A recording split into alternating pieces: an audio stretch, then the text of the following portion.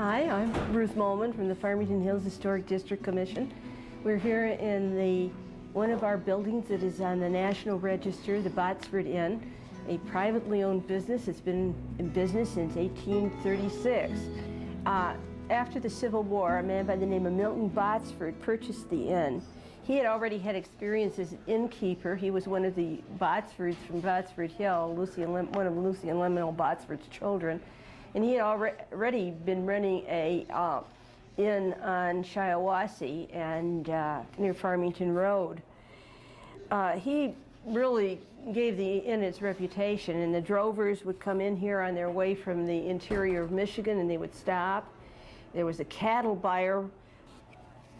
By 1824, inns were really slipping, and Henry Ford, who was famous for his automobiles, felt he wanted to preserve a little of the nostalgia of the old inns. He purchased, and this was one of the inns he purchased. He moved it back from Grand River so that the road could be widened, put in water and sewers, and rescued the inn from oblivion. They had luncheons and dinners here and used the inn for various functions. The inn operated under the auspices of Mr. Ford until 1951, when John Anhut, the current innkeeper, purchased the inn, and he has managed it and kept it as an important part of Farmington Hills ever since. It's a marvelous, marvelous place for receptions, for weddings, for any kind of an affair you'd want. It's also a rather nostalgic place to come, have lunch, and look at the variety of antiques that Mr. Anhut has gathered over the years. It's also just a marvelous place to have a party. So we'll go and we'll meet with Mr. Anhut, and he'll take us through and show us some of the special things that he has here in the Botsford Inn. Anhut, and we're in the, I guess, the drovers part of the inn where This is the old registration area where the drovers used to come in and register for the night and put their horses outside and come in and trade hay, feeds, and things of that nature for a night's lodging. It was a day's journey from Detroit to here, a day's journey from Lansing to here. Now, if you were going by a fast coach, couldn't you make it in half a day, or was that later? Well, you could probably when you had a good coach, right, and a good team of horses, something of that nature. But this is Abraham Lincoln's old writing desk, which came from his office over in Illinois. We've had that here for years. We've turned it around a little bit. And we used to have pigeonholes, you know, for him to keep track of all his legal bills and things of that nature. But it's been here for years. Then over here we have the fireplace, which of course created the heat in the room. One time we had a bar on that side of the room. And of course there's an old story. If you look at this, this is all black walnut. If you look at this, it's gouged. And the story was that apparently an irate drover came in one night and put his gun down there, didn't know it was cocked, got sore at the innkeeper and pulled the trigger and gouged all the black walnut. And that's still in the, you can still see the marks. Really? Interesting. This is from a gun? Well, the whole thing, Ruth, it has a whole spread in here where you see all this is charred up and everything here. Mm. Yep. It's just beautiful. Probably a shotgun. I don't know what they had in those days. They only had one shot in it, fortunately. Right. And this three-piece settee over here came from Ford's home at Fairlane. This is a beautiful carved mahogany settee. We had one time purchased all the effects out of the Fairlane home. And this is one of the pieces. What's that above the settee? Well, that's an old whipple tree for a team of horses when you're out plowing. And of course there's an old tally-ho horn which the coachmen used to use to signal their arrival, and that's a squirrel gun. They tell me there was a chap in this neighborhood that could hit a squirrel at 100 yards with that gun. Mm. I defy you to do that. Try it anyhow. These are all artifacts that we've collected. Again, many of them came from the Ford estate at Fairlane. There's a beautiful marble carving. And you got a The cradle. golden years, as they say. And you got a lovely cradle there. Well, that's an old foot cradle. You see how you just, that's how you rock them to sleep, see? Couldn't be a very big baby. They get No, out of there. no. Well, a baby anyhow, right? Okay. It's very beautiful. And Well, let me take you over this way into the living room. Show you some of the artifacts in here. Coming into the living room. Is that a music box? This is an old music box. That's correct. Yep, that's how they did it in those days. I'll show you one of these records.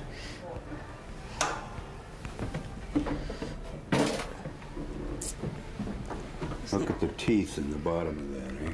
Oh, my. Be careful, be careful. I know, it's very sharp. Yep.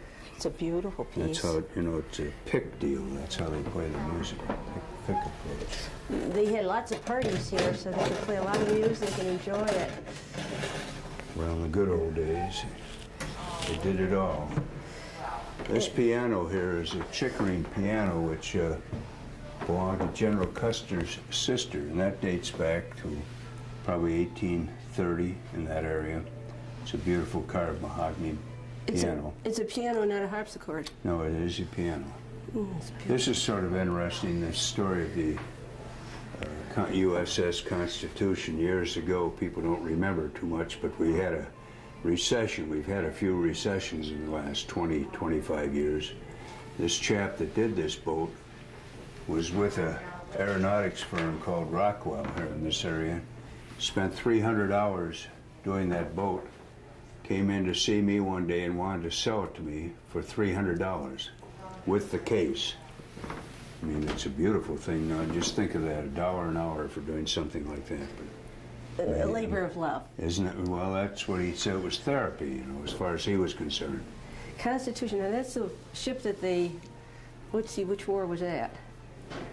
Well, let's see. Civil War? No, the Revolutionary War. Revolutionary War. That's down the original one is down Boston Harbor now. There's a great picture of Henry Ford I. He met his wife here at a square dance up in the ballroom, and out of that love he developed Can we an see affinity for the inn. Can we see the ballroom, or is it in? Yes, sure. Good. And We'll have to take a look at that a little bit later. that nostalgia, he bought the inn and restored it. Of course, he moved it back. I guess it used to be on the old plank road to Lansing, and he moved it back 300 feet to its present location. They say at that time he spent $2 million just moving the building. $2 million in 1924. That's a big money. It sure is. You can imagine what it is today. They dug up some of the planks from that road, and we have them over at Heritage Park. Did Steinkoff give you those, Fred Steinkoff? Oh, he told us about them, and yeah, he found a lot of them right out here in the roadway. yeah, they didn't know what they were, and he called us and told them what they were. We have them, and they're also in Oakland County, and I think the Detroit Historical took some of them too. You like vignettes? This is a Simon Willard clock. Simon Willard was one of the great clock makers, and of course they have a shop over in Greenfield Village that he is sort of the foster of. And the chap had a rehearsal dinner here one night. He was all ecstatic to get married and everything, and came to pay the bill. He didn't have the money to pay the bill. So I allowed him to sign the charge. About 3 weeks later, he came in and said he'd had a change of heart because he found out the woman he married didn't like all the furnishings he had in the new abode. So she went out and bought a lot of other ones. The upshot was, he said, I can't pay you, but I have to move a clock out of my place. And I said, what kind of a clock is it? He said, it's Simon Willard. I said, so the bell rang with me. I said, well, why don't I do this? I'll send a couple of busboys up. We'll get the clock, and we'll bring it back here. Well, that's what I got for the rehearsal dinner, that beautiful clock. Oh, that's gorgeous. So once in a while, you come out ahead, see? That's one of the few ones. Is that a hand-painted dial on there? Mm-hmm. It's beautiful. Yep. And it's signed, Simon. So it's amazing, as I say, once in a while you win. Not all the time, but once in a while. You'll win quite a few, I'm sure. Yeah. This table came from Fairlane over at Mr. Ford's home. That table is black, it's carved black walnut and has 4 inlays of different woods in it. It has walnut, mahogany, and acacia in the center. That's a beautiful piece. And of course, as you see, a fireplace, in those days they heated everything by fireplaces. Is this hand carved? This one, yes, that's all carved. And the fireplace is, what's surrounding the fireplace? Is that a special brick or? Well, that's all handmade brick, sure. The little tiny bricks. My. This is sort of an interesting painting. That was done by a lady named Grace MacArthur. And she used to spend her weekends with us here years ago. Her husband was the head of surgery at Ford Hospital, and he worked incessant hours and everything, so she'd spend the weekends with us. She ended up painting that and giving it to me. That's her rendition of how the inn would have looked in the old days. It's got all the balconies up there. Everybody could come up right out of their room onto the balconies. Yeah. And let's Great lady. Let's go take a look at the kitchen. Yeah, the old kitchen. Very special kitchen. All right, we'll show you where it all came from. Here we go into the kitchen of the inn. And notice that I see you got the original logs that the building was made of. The old hand-hewn logs. I'd like to point out one thing right away. This is a picture of Mr. Ford sitting in front of the fireplace right here. It's a very interesting picture because he has a hole in his shoe. And of course, when that picture was run in the old Detroit News, I think it was in 1925, he called the Detroit News and said, if you ever run that picture again, there'll be no more advertising. So of course, that stopped in a hurry. And this picture is a picture of the inn, of the kitchen as it was. You see the old cooking. This is what you call, this is the forerunner of your outdoor cooking equipment. You used to take your side of beef and hang it on this. This is a clock spring, and you'd wind it, and it would keep rotating your side of beef or whatever it was. Put your coals and everything in the base there, and then face it to the fire, so you got your heating elements coming both ways. And of course, this is the original fireplace. You look at the bricks in here; they're all handmade. You see, they're all little different size and everything, but it's amazing how beautifully they've held up. I wonder who made the bricks.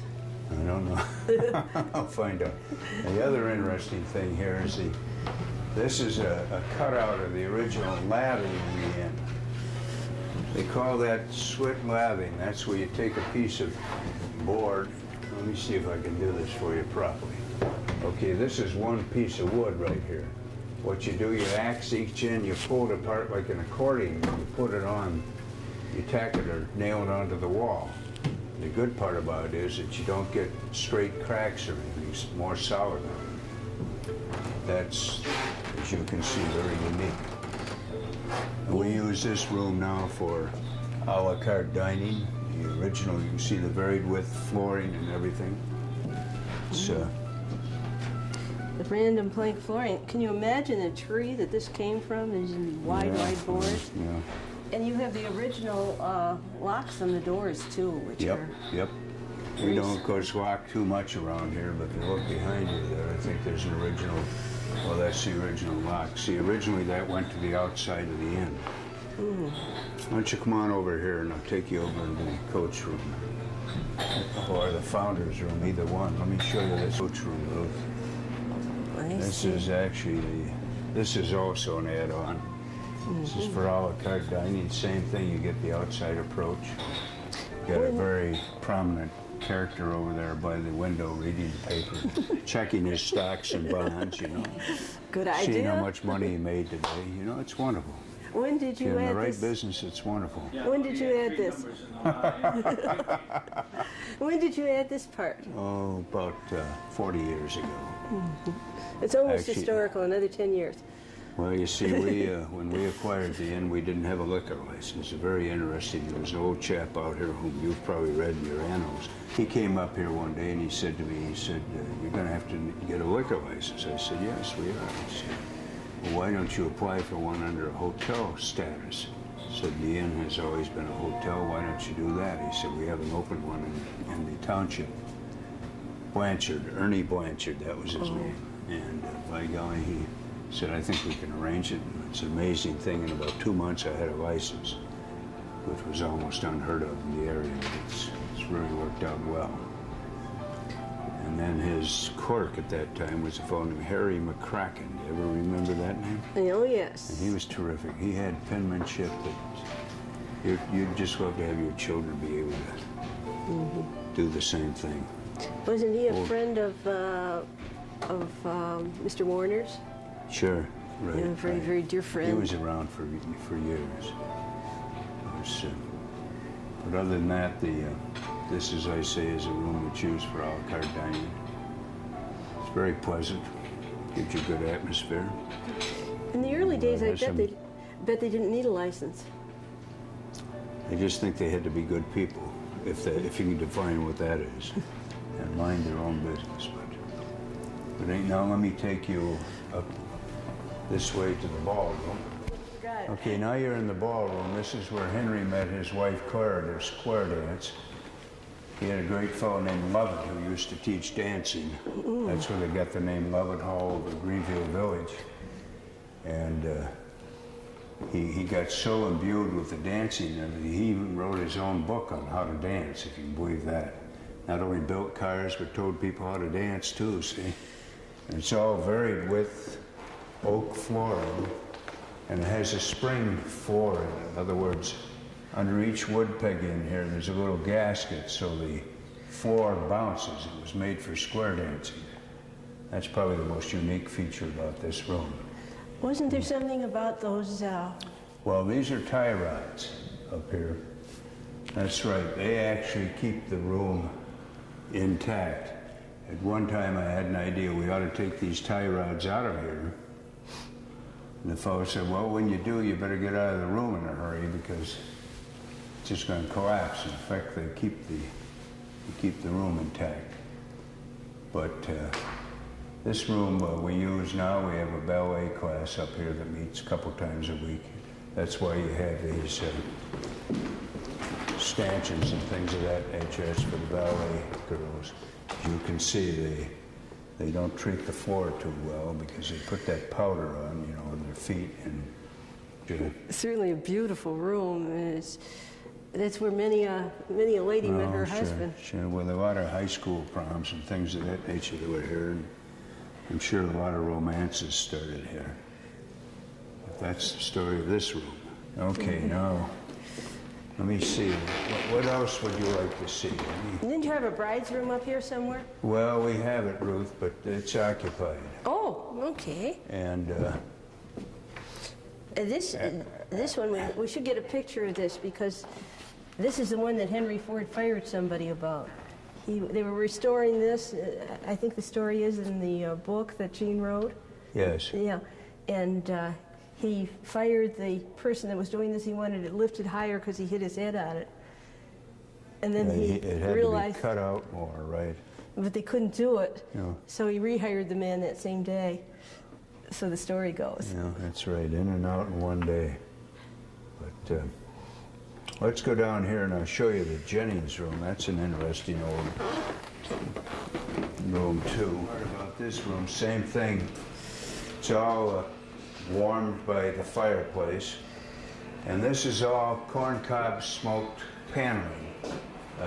Years ago, they used to take the corn husks and everything and put them in barrels and light it, and it'd give off a flavoring and everything that would color the wood and everything. That's what this is. It's corncob smoked paneling.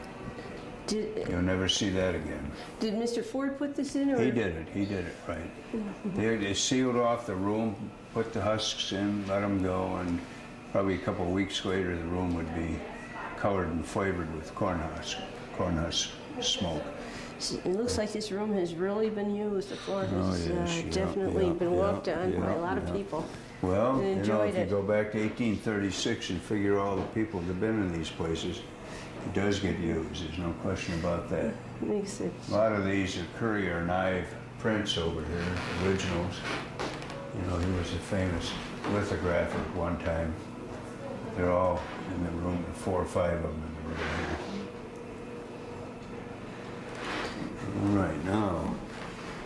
Where would you like to go now?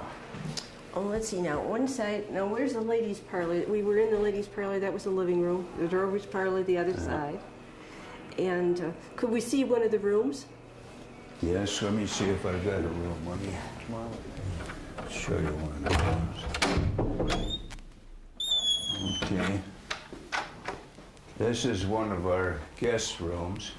This, of course, is what a queen-size guest room we call it. And this room is, every room in the inn is furnished in a little different way. You got the brass headboard here, and of course, typically we have to have TVs. You have your bath over on this side. But I love to go to these things. These were all done by some of our waitresses in here for me for Christmas one time. They made these. I don't know how many hours they spent doing it, but they're really pretty. They're patchworks. My heavens. They're nice. Are they done by hand or machine? No, they did that. That's hand done. Magnificent. You know, they used to, every Christmas they'd give me 5 or 6 of those that they'd made through the course of the year. Pretty nice, fringe benefits that you get once in a while, eh? Yes. And a beautiful little side stand. Yes. Is that from the Ford Estate too? Yes, that is. That's all black walnut. That's all carved black walnut too. It's almost like stepping back in time to come here. Well, we hope so. We have to be unique. That's what it's all about. It's very special. Very, very different. I wonder who did this one. Is that wood?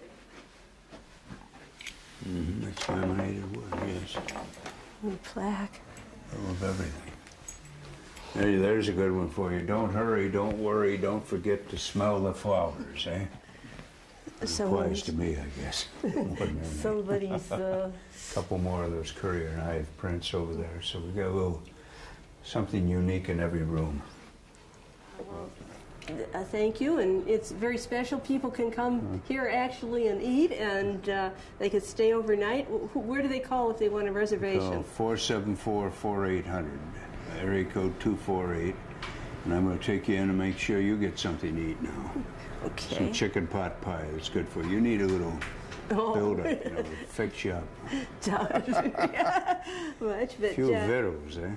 People can come and they can see all the beautiful antiques just by coming to lunch. You know, speaking of that, this is sort of interesting over here. This was a toast that was delivered by William Quayford now, who is now actually, was he chairman of the board now of Ford Motor at the celebration of the Inn in 1986. And it's where he toasted, he toasted his grandfather and of course the Inn. It's written in his own hand and everything. It's very well done. Doesn't he have a team, one of the teams? Detroit Lions. I don't know if he admits to it, but he has them. Yes, well, they're doing very nicely, I think. Well, we hope so. Well, thank you. On the way back. Thank you so much. Okay, Ruth. Come on in. I want you to have some lunch now. Come on. Okay, thank you. All right.